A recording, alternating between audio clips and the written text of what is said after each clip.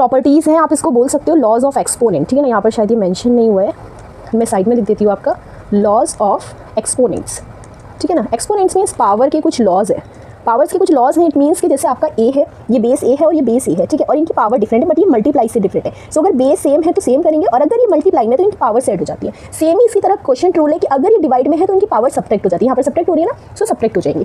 ऐसे अगर किसी नंबर की पावर की भी पावर है, सो वो दोनों पावर्स मल्टीप्लाई हो जाएंगी, इसको बोलते हैं पावर ऑफ पावर रूल, ठीक है। कहते हैं पावर ऑफ प्रोडक्ट मीन्स कि अगर आपके दो नंबर की सेम पावर है तो आप उन्हें सेपरेट कर सकते हो, ए की पावर है मल्टीप्लाई टू बी की पावर है, ठीक है ना। ऐसे जैसे ये मल्टीप्लाई में था, ये था आपका पावर ऑफ प्रोडक्ट रूल। ऐसे ही same power of quotient rule है कि अगर ये डिवाइड में है और दोनों की पावर m है, सो ये a की पावर है अपॉन b की पावर है, मुझे इस तरह से, ठीक है। एक होता है zero exponent rule. Zero exponent rule means किसी भी नंबर की अगर पावर जीरो है तो 1 होगा, क्यों ना वो आपका 100 हो, अगर 100 की पावर जीरो भी है तो वो भी 1 ही होगी, ठीक है ना। कुछ भी है, XYZ कोई भी number until infinite till infinite, ठीक है ना।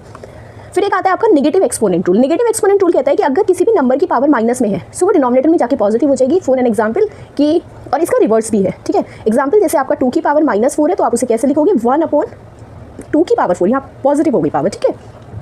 एक आता है फ्रैक्शन एक्सपोनेंट रूल, ठीक है। फ्रैक्शन एक्सपोनेंट रूल क्या कहता है कि इसमें ना पावर आपकी फ्रैक्शन में होगी, ठीक है ना। फ्रैक्शन है ना आपकी power, exponent mean power, okay. So वो फ्रैक्शन में, सो 1/n है, सो इस n को हम लिख देंगे nth रूट, और a की पावर m रहेगी एज इट इज। इसका मतलब क्या होता है कि अगर जैसे हमारे पास कुछ नंबर्स होते हैं, जैसे हमारा √2 है या फिर √a है, सो √a का मतलब क्या होता है a की पावर 1/2।